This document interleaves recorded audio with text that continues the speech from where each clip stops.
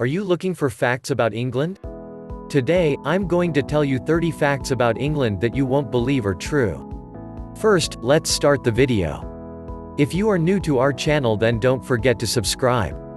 1. One conqueror after another. The English language is an amalgamation of German, Dutch, French, Danish, Latin, Greek, and Celtic languages. All of these cultures have played an important role in English history, often due to invasions from mainland Europe. 2. Island nation. Indeed, the country of England is a rather small place, and it is surrounded on nearly every side by water. As a result, if you're anywhere in England, you are never more than 70 miles from the sea. 3. Misidentified. Big Ben, the clock tower in the capital city of London, would have to be one of England's most famous landmarks. However, people tend to forget that Big Ben isn't actually the name of the clock tower, it's the name of the giant bell inside said tower. The tower itself, rather, is simply known as the clock tower. People, of course, continue to refer to the clock tower itself Big Ben, despite its inaccuracy. 4. The day everyone in London time traveled. Speaking of Big Ben, the giant clock which is built on the tower's face was sabotaged in 1945. The culprits weren't the Germans, however, but a flock of birds. These birds landed on the minute hand of the clock, and their combined weight caused the clock to be turned back by nearly 5 minutes. 5. How it began. The nation we know as England didn't really emerge until the 10th century AD. Prior to that, there had been many Anglo-Saxon kingdoms within England, but most had fallen to Viking invasions. Eventually, Wessex was the last free Saxon kingdom, and it managed to not only drive the Scandinavians back, but it also absorbed the former Saxon kingdoms into its own borders as a result. This led to the creation of a unified England. 6. Your Majesty. The first king to rule all of what we now call England was King Aethelstan. He was the grandson of Alfred the Great, who had begun the process which led to Wessex taking all of England for itself. Aethelstan of Wessex eventually became the first ever king of the English, and he's considered one of the greatest Anglo-Saxon kings. 7. Where we began, and where we ended. Speaking of those Vikings, the first English settlement to be occupied by the invaders was the city of York, in what was then called Northumbria. Over the years, beginning in 867 AD, the Vikings would spread far and wide from that starting point, which they called Jorvik, but they were eventually defeated by the resurgent Saxons. York would be the Vikings' final stronghold in England, but it eventually fell in 954. 9. Where oh where is that? If you want to get around England's capital city of London, you might end up taking a taxi, also known as a black cab or hackney, around. What you might not know is that in order for the drivers of these black cabs to qualify, they need to prove they can get around without relying on Google Maps. Within the 6-mile area around Charing Cross, every main building and street name has to be memorized by any applicants to the taxi service. This is part of a test called the knowledge, because sometimes the English get lazy with naming things. 10. Oh right, I can't swim. You might think that English football, soccer in North America, is played very roughly and hooligan-y, but these modern times are very tame compared to the death tolls of the medieval period. Aside from the more obvious fatal injuries sustained during the game, at least 40 people were known to have drowned while playing the game because they chased the football into the sea. 11. No kings or queens allowed. There is an ancient rule in English law that states the reigning monarch cannot set foot in England's House of Commons.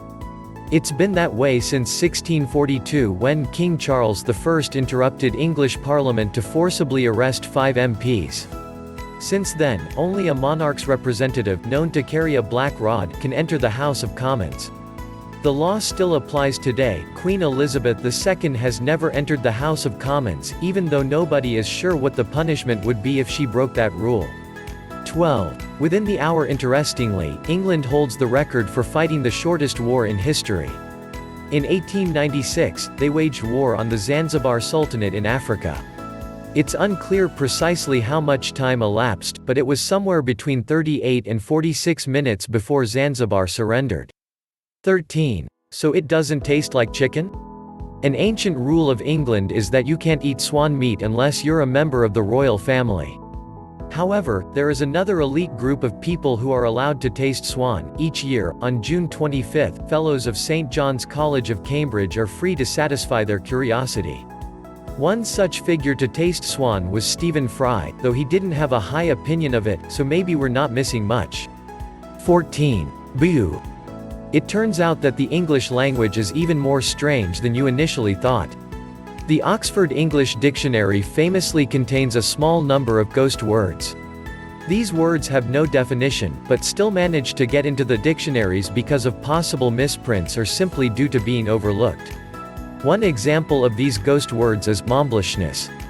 15. The more you know. People might recall that the royal families of Europe were famous for marrying exclusively within their own ranks, causing family trees to mingle frequently over the centuries.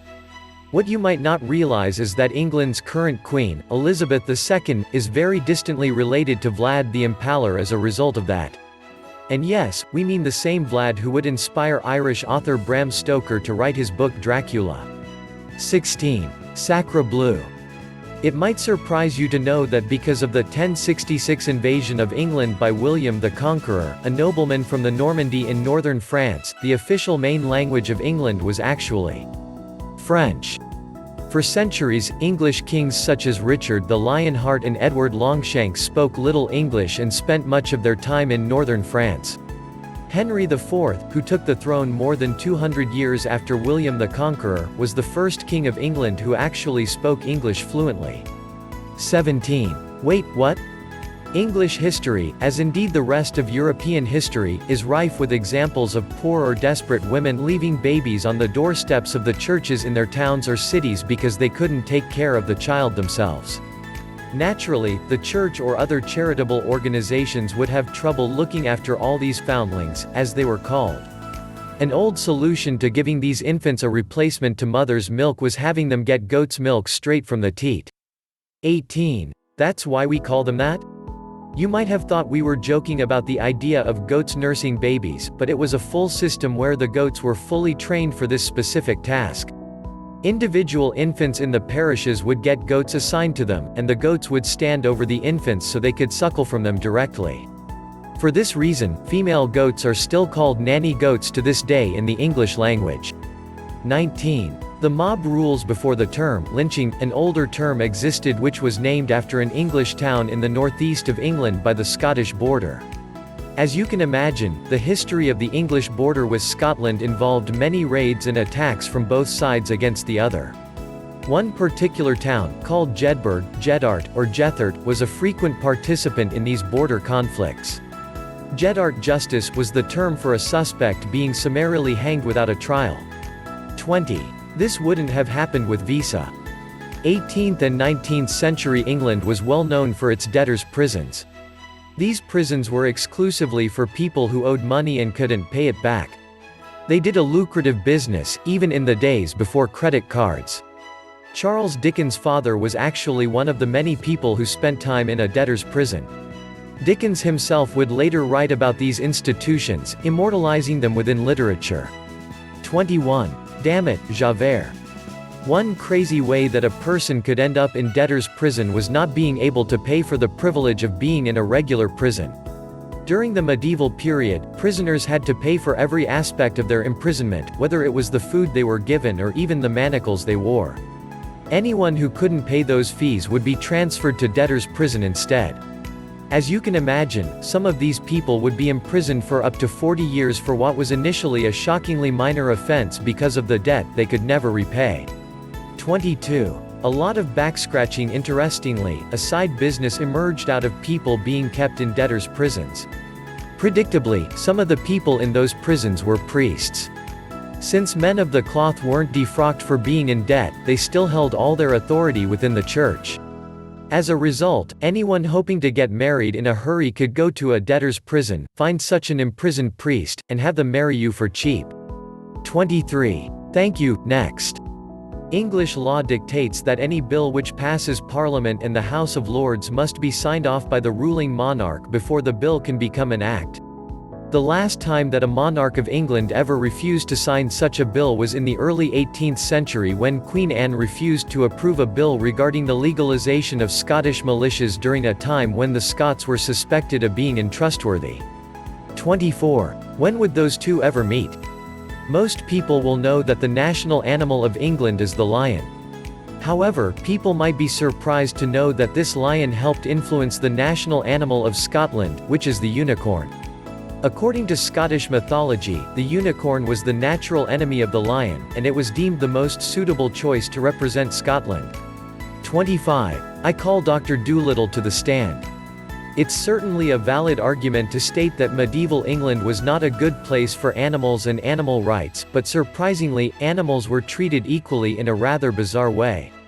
If an animal, such as a pig, committed an offense, such as eating the crops of a neighboring farmer, that animal could be taken to a court specifically to judge animals.